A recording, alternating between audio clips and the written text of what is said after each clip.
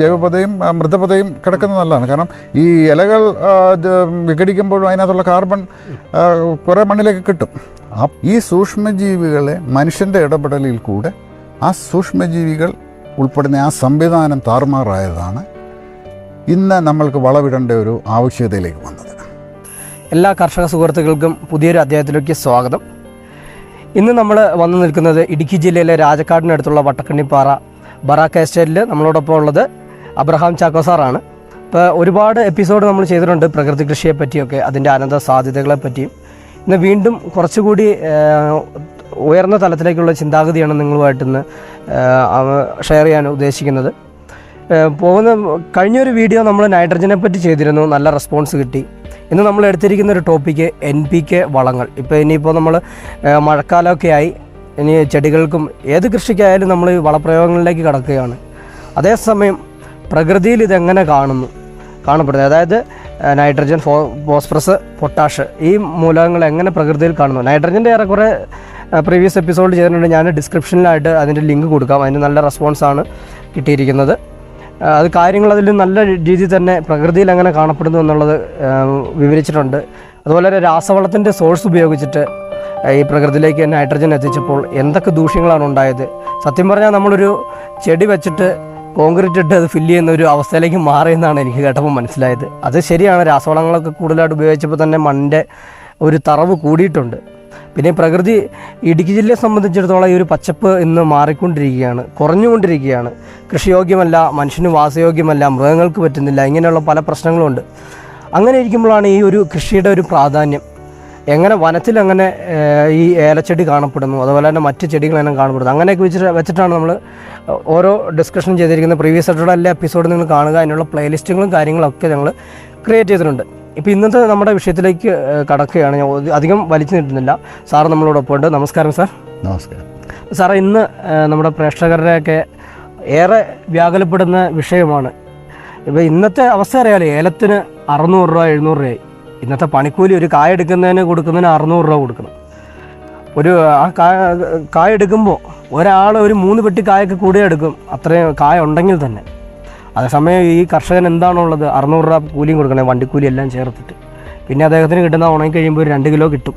അതിന് അതിൻ്റെ ആ ഒരു പണിക്കൂലി ചിലവ്, പിന്നെ വളങ്ങളിടണം, മരുന്ന്, അതായത് ഈ പെസ്റ്റിസൈഡ്സ് ഇതെല്ലാം ഉപയോഗിക്കണമല്ലോ. അങ്ങനെ വരുമ്പോൾ തീർത്തും കർഷകൻ ഇനി ഏലകൃഷി കൊണ്ട് മുമ്പോട്ട് എന്ത് എന്നുള്ളൊരു ആശയത്തിലേക്ക് പോയിക്കൊണ്ടിരിക്കുക, ആശങ്കയിലോട്ട്. അപ്പോൾ ആ സമയത്താണ് ഇനി നമുക്ക് ഈ NPK വളങ്ങൾ കൂടുതലായിട്ട് ഉപയോഗിക്കേണ്ട ഒരു കാലമാണ് വരുന്നത്. അപ്പോൾ ഈ പ്രകൃതിയിൽ എങ്ങനെ കാണപ്പെടുന്നത്, എങ്ങനെയാണ് ഈ മണ്ണിലേക്ക് നമ്മൾ സാറിൻ്റെ ഈ ഒരു 30 ഏക്കർ സാറ് ചെയ്ത് വിജയിച്ച് നിൽക്കുന്നുണ്ടല്ലോ, എങ്ങനെയാണ് മണ്ണിലേക്ക് എത്തിക്കാൻ പറ്റുക എന്നുള്ളത് അറിയാനായിരുന്നു. എനിക്ക് തോന്നുന്നത് നമ്മൾ ഏതോ ഒരു എപ്പിസോഡിൽ ഈ മൂലകങ്ങളെക്കുറിച്ച് സംസാരിച്ചിരുന്നു. എന്നാൽ ഞാൻ വീണ്ടും ഒരിക്കൽ കൂടെ തുടക്കം മുതൽ പറയാം, എന്നാലേ ഇത് നമുക്കത് ഉൾക്കൊള്ളാൻ പറ്റത്തുള്ളൂ.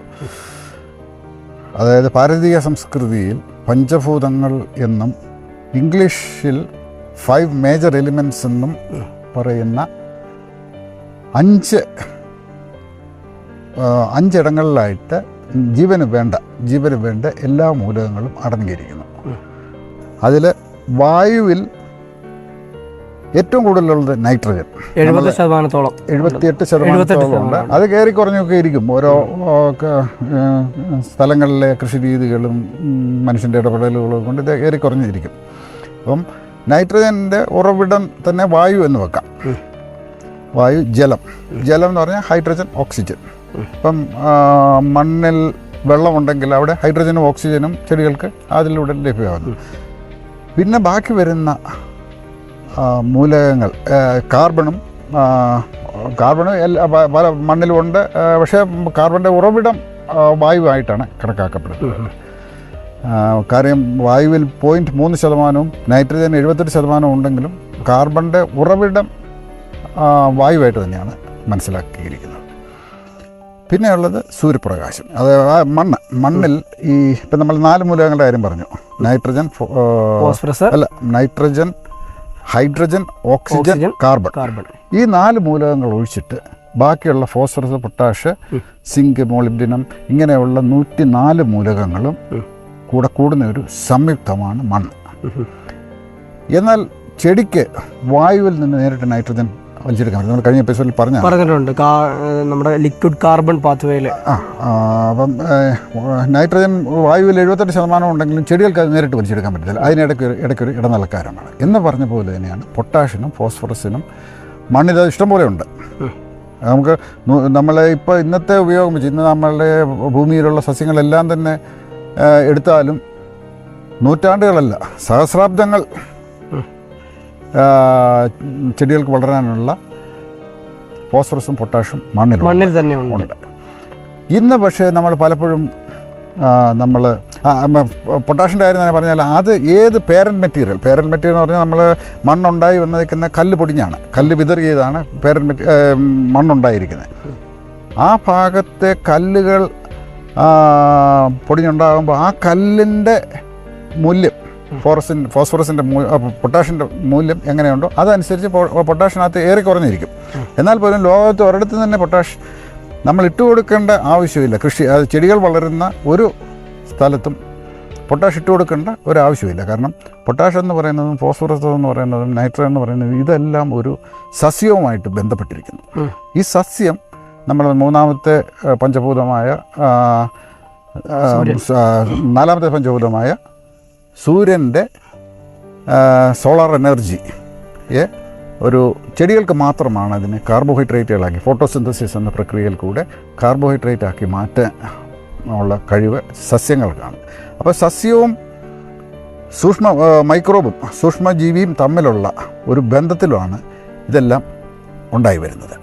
ഈ നൈട്രജൻ, അന്തരീക്ഷത്തിലുള്ള നൈട്രജനെ ചെടികൾക്ക് ലഭ്യമാക്കി കൊടുക്കുന്നതും മണ്ണിലുള്ള പൊട്ടാഷിനെ ചെടികൾക്ക് ലഭ്യമാക്കി കൊടുക്കുന്നതും മണ്ണിലുള്ള ഫോസ്ഫറസിനെ ചെടികൾക്ക് ലഭ്യമാക്കി കൊടുക്കുന്നതും ഇതിനിടയ്ക്ക് ഒരു സൂക്ഷ്മജീവി എന്ന് പറയുന്ന ഒരു ഇടനിലക്കാരൻ പ്രവർത്തിക്കുന്നുണ്ട്.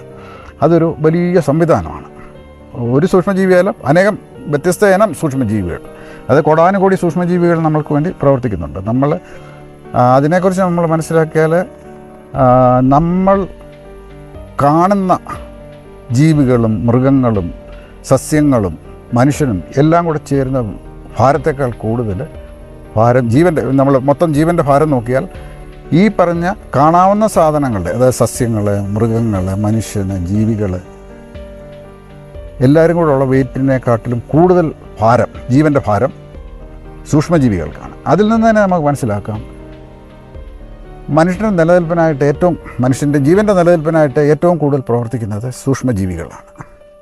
അപ്പോൾ ഈ സൂക്ഷ്മജീവികളെ മനുഷ്യൻ്റെ ഇടപെടലിൽ കൂടെ ആ സൂക്ഷ്മജീവികൾ ഉൾപ്പെടുന്ന ആ സംവിധാനം താറുമാറായതാണ് ഇന്ന് നമ്മൾക്ക് വളവിടേണ്ട ഒരു ആവശ്യകതയിലേക്ക് വന്നത്.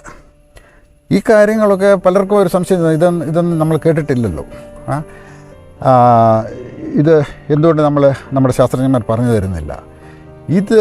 ഈ ഒരു സംവിധാനത്തിനെക്കുറിച്ച് മനുഷ്യന് പലപ്പോഴും അറിയാമായിരുന്നു. ഈ സംവിധാനം ചലിക്കുന്ന ഊർജത്തെക്കുറിച്ച്, അതായത് സൗരോർജം മണ്ണിലേക്ക് എങ്ങനെ എത്തപ്പെടുന്നു എന്നുള്ള ഒരു കാര്യത്തെക്കുറിച്ചുള്ള അറിവ് 2000-ന് ശേഷം മാത്രമാണ്. അതാണ് നമ്മൾ മുമ്പേ പറഞ്ഞ ലിക്വിഡ് കാർബൺ പാത്വേ.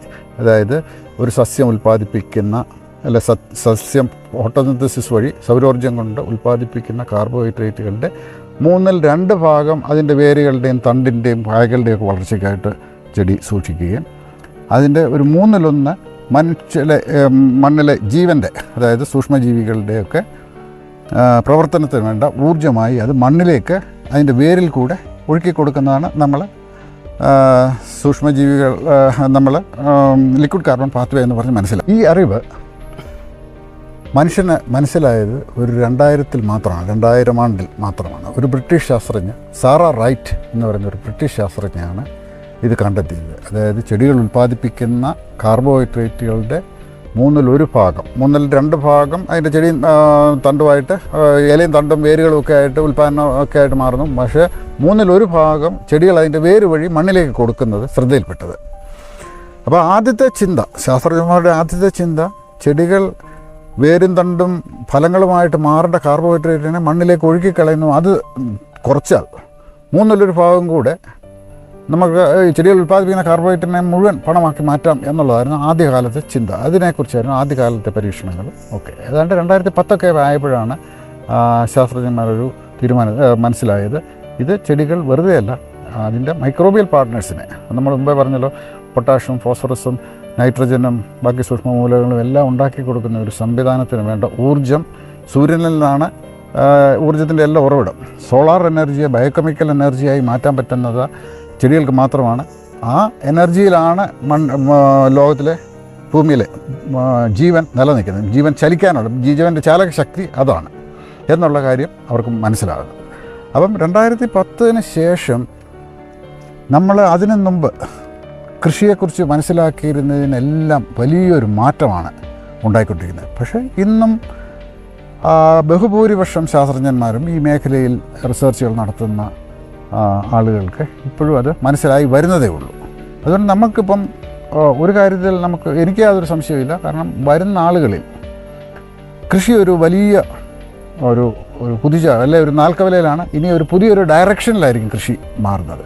ഞാനത് മനസ്സിലാക്കുന്നത് പ്രകൃതിയിലേക്ക് തന്നെ മടങ്ങിയാൽ മാത്രമേ നമുക്ക് കൃഷി കൊണ്ട് നിലനിൽപ്പുള്ളൂ. ഞാനത് ഊന്നി പറയുന്നതിൻ്റെ കാരണം വിശദീകരിച്ചാൽ, മണ്ണിൽ കാർബണിൻ്റെ അളവ് കൂടുതലുണ്ടായിരുന്നപ്പോൾ നമ്മൾ അല്പം നൈട്രജനും അല്പം ഫോസ്ഫറസും പൊട്ടാഷും ഒക്കെ ഇട്ടപ്പോൾ വലിയ കുതിച്ചുചാട്ടം, രാസകൃഷിക്ക് വലിയ കുതിച്ചുചാട്ടം ഉണ്ടായി. പക്ഷേ വർഷങ്ങൾ കഴിഞ്ഞപ്പോഴത്തേക്ക് ആ കുതിച്ചുചാട്ടം കുറഞ്ഞു വരുന്നത് ശ്രദ്ധയിൽപ്പെട്ടു. അതിൻ്റെ കാരണം അന്വേഷിച്ച് വന്നപ്പോഴത്തേക്ക് മണ്ണിലെ കാർബൺ കുറഞ്ഞതാണെന്ന് കണ്ടു. അപ്പോൾ നമ്മൾ വിചാരിച്ചു പൊതയിട്ടാലും അല്ലെങ്കിൽ ഇലകളും ജൈവ പിണ്ഡം ഒക്കെ ഇട്ട് പൊതയിട്ടാൽ വീണ്ടും കാർബൺ തിരിച്ചു കൊണ്ടുവരാമെന്ന്, അല്ലെ ജൈവ വളങ്ങളിട്ടാൽ കാർബൺ തിരിച്ചു കൊണ്ടുവരാം എന്നൊക്കെ നമ്മൾ ധരിച്ചു. ആദ്യകാലങ്ങളിൽ അങ്ങനെയായിരുന്നു വിചാരിച്ചിരുന്നത്. ജൈവകൃഷിയുടെ പരാജയം പോലും നമ്മൾ മുമ്പേ പറഞ്ഞ ലിക്വിഡ് കാർബൺ പാത്വേ മനസ്സിലാക്കാത്തത് കൊണ്ടാണ്. ജൈവ വളങ്ങൾ എത്ര ഇട്ടാലും മണ്ണ് നന്നാകുന്നില്ല. വിളവൊക്കെ ചിലപ്പം കിട്ടിയെന്നിരിക്കും, പക്ഷേ അതിഥിതമായി മേൽമണ്ണ് അവിടെ രൂപപ്പെടുന്നില്ല. മേൽമണ്ണ് രൂപപ്പെടണമെങ്കിൽ ഈ ചെടികൾ ഉൽപ്പാദിപ്പിച്ച് സോളാർ എനർജിയെ ബയോകെമിക്കലായ എനർജിയായി മാറ്റി മണ്ണിലെത്തിക്കണം. ഒരു സംശയം ചോദിച്ചോട്ടെ, ഇപ്പോൾ സാറിപ്പോൾ പറഞ്ഞ് ശ്രദ്ധിച്ച് കേട്ടു, ഈ ഒരു പൊതയിടുക എന്ന് പറഞ്ഞു, ഈ ചപ്പ് ചവറെല്ലാം കൂട്ടി. ഈ ചെടികളിലെ ഇലകളിലാണല്ലോ ഈ കാർബൺ അങ്ങനെയുള്ള മറ്റ് മൂലകങ്ങൾ നൈട്രജനെല്ലാം ഇത് സ്റ്റോർ ചെയ്യുന്നത്. അപ്പോൾ എന്തുകൊണ്ട് ഈ പൊതയിടുന്ന സമയത്ത് ഈ കാർബൺ മണ്ണിലോട്ട് എത്തുന്നില്ല? അതുപോലെ തന്നെ നൈട്രജൻ, ഫോസ്ഫറസ്, പൊട്ടാസ് ഇങ്ങനെയുള്ള ഒരുപാട് മൂലകങ്ങൾ അതിൽ അടങ്ങിയിട്ടുണ്ട്. അതെന്തുകൊണ്ട് മണ്ണിലേക്ക് ഇറങ്ങുന്നില്ല? അതൊരു പരിധിവരെ എത്തുന്നുണ്ട്. നമ്മൾ മനസ്സിലാക്കേണ്ടത് കാർബൺ മണ്ണിൽ എത്തപ്പെടുന്നത് എങ്ങനെയൊക്കെയാണ് എത്തപ്പെടുന്നതെന്ന് നമ്മൾ മനസ്സിലാക്കണം. നമ്മൾ ആദ്യകാലങ്ങളിൽ വിചാരിച്ചിരുന്നു ഈ ഇലകളും പൊതയൊക്കെ വീഴുമ്പോൾ അതുവഴിയാണ്, അല്ലെങ്കിൽ നമ്മൾ ജൈവവളങ്ങളൊക്കെ ഇട്ട് കൊടുക്കുമ്പോഴത്തേക്ക് കാർബൺ മണ്ണിലേക്ക് എത്തപ്പെടുമെന്നായിരുന്നു ആദ്യകാലത്ത് ധരിച്ചിരുന്നത്. പിന്നെ ഈ ലിക്വിഡ് കാർബൺ പാത്വയെ പറ്റി മനസ്സിലാക്കിയാണ് 2 മാർഗത്തിൽ കൂടെയാണ് കാർബൺ മണ്ണിലേക്ക് എത്തുന്നത്. അതിൽ നമ്മൾ അന്ന് വരെ 2000 വരെ മനസ്സിലാക്കാതിരുന്ന ലിക്വിഡ് കാർബൺ പാത്വേ ആണ് കാർബൺ മണ്ണിലേക്ക് ചെല്ലാനുള്ള മുഖ്യ സംവിധാനം. ഇപ്പം നമ്മൾ ഇലകൾ ഉദാഹരണത്തിന് ഇത് രണ്ടും വേണം, ഇലകളും വീഴണം, ഈ ലിക്വിഡ് കാർബൺ പാത്വേ അവിടെ ചലിക്കുകയും വേണം. എന്നാൽ മാത്രമേ ഉള്ളൂ പൂർണ്ണമായിട്ട് മണ്ണിലേക്ക്. അതിനെക്കുറിച്ച് ജൈവപുത അവിടെ കിടക്കുന്നത് എപ്പോഴും നല്ലതാണ്. ജൈവപുതയും മൃതപുതയും കിടക്കുന്നത് നല്ലതാണ്. കാരണം ഈ ഇലകൾ വിഘടിക്കുമ്പോഴും അതിനകത്തുള്ള കാർബൺ കുറേ മണ്ണിലേക്ക് കിട്ടും. അത് വിഘടിക്കുമ്പോൾ കാർബൺ ഡയോക്സൈഡായിട്ട് അത് കൂടുതൽ കാർബൺ വീണ്ടും അന്തരീക്ഷത്തിലേക്ക് പോവുകയാണ്. ഈ ഒരു കാര്യം അതിനകത്തുള്ള നൈട്രജൻ പോലും, ഇലക്കകത്ത് നൈട്രജനും ഉണ്ട് കാർബണും ഉണ്ട്, എല്ലാം ഉണ്ട്. എന്നാലും ഇത് രണ്ടും മുഖ്യമായിട്ട് സ്ട്രക്ചറൽ ഫ്രെയിം എന്നുള്ള രീതിയിൽ ഇപ്പോൾ ഈ ഒരു ഇലക്കകത്തുള്ള നൈട്രജൻ്റെ ഒരു അംശമേ മണ്ണിലേക്ക് കിട്ടുന്നുള്ളൂ, ചെടികൾക്ക് ലഭ്യമായി കിട്ടുന്നുള്ളൂ. അതുപോലെ തന്നെ ഒരു ഇലക്കകത്തുള്ള കാർബണിൻ്റെ ഒരു അംശമേ മണ്ണിലേക്ക് സ്റ്റോർ ചെയ്യപ്പെടുന്നു.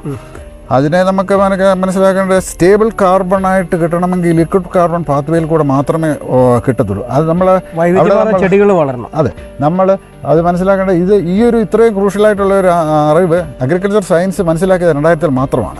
അത് ഇപ്പോഴും പലരിലോട്ട് എത്തിയിട്ടില്ല. അതുകൊണ്ട് നമ്മൾ ഈ പറയുന്ന കാര്യങ്ങൾ മണ്ടത്തരമാണെന്നേ പറയുള്ളൂ.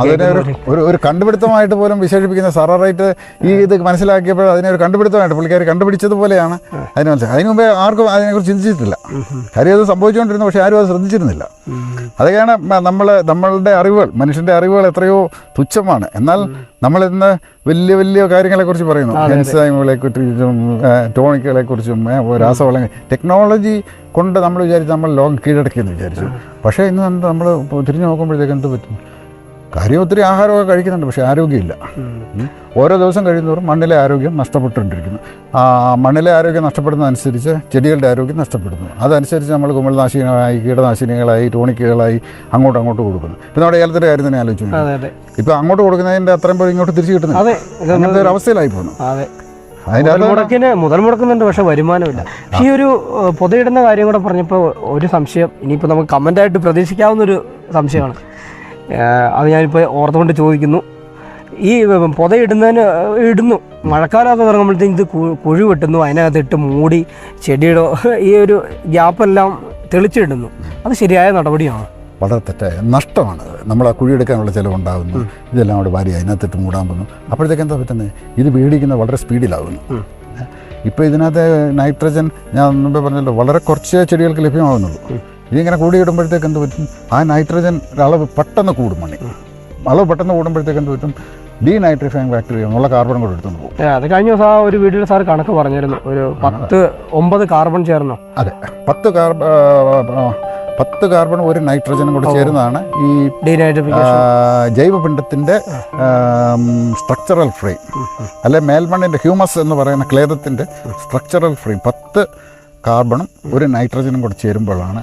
അപ്പോൾ നമ്മൾ ഒരു നൈട്രജൻ ഇടുമ്പോൾ എന്ത് പറ്റുന്നത്, 10 കാർബണും കൂടെ എടുത്ത് സൂക്ഷ്മജീവി വലുതാകും, ഡീനൈട്രിഫൈങ് ബാക്ടീരിയകൾ ചെറുതാകും, അതുപോലെ ബാക്കിയുള്ള സൂക്ഷ്മജീവികൾ പെരുകും. അപ്പോഴത്തേക്ക് കാർബണാണ് നഷ്ടപ്പെട്ടുകൊണ്ടിരിക്കുന്നത്. സുഹൃത്തുക്കളെ, നമ്മൾ NPK വളങ്ങളുടെ അതിനെ പറ്റിയുള്ളൊരു കാര്യം എങ്ങനെ പ്രകൃതിയിൽ കാണപ്പെടുന്നു എന്നുള്ളൊരു ടോപ്പിക്കാണ് എടുത്തിരുന്നത്. അപ്പോൾ നൈട്രജൻ്റെ ഏകദേശം ഒക്കെ ഈ ഒരു ഫസ്റ്റ് എപ്പിസോഡായിട്ടാണ് ഇപ്പോൾ നമ്മളിത് വൈൻഡപ്പ് ചെയ്യാൻ ഉദ്ദേശിക്കുന്നത്.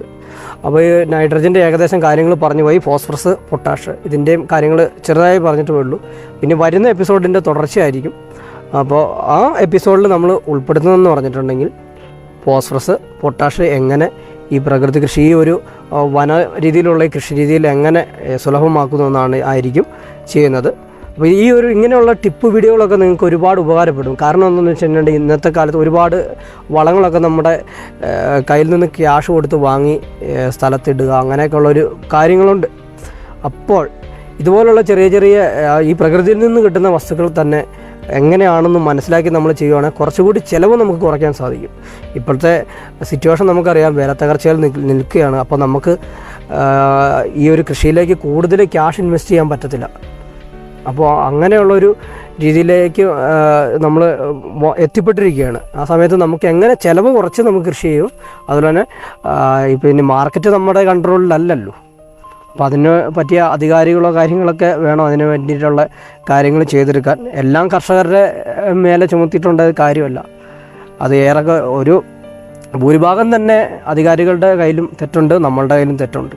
അപ്പോൾ അതെല്ലാം പരസ്പരം മനസ്സിലാക്കുക. നമ്മളിനി ചിലവ് കുറച്ചുകൊണ്ട് തന്നെ നമ്മൾ കൃഷിയിലേക്ക് നമുക്ക് ആവറേജ് അല്ലെങ്കിൽ നല്ല ആരോഗ്യപൂർണ്ണമായിട്ടുള്ള ഒരു വിളവ് നമ്മൾ ഉൽപ്പാദിപ്പിച്ചെടുക്കാൻ ശ്രമിക്കുക. അപ്പോൾ നമുക്കിനി ഇതിൻ്റെ തുടർച്ച എന്നുള്ള അടുത്ത എപ്പിസോഡ് ഉടനെ തന്നെ കാണും.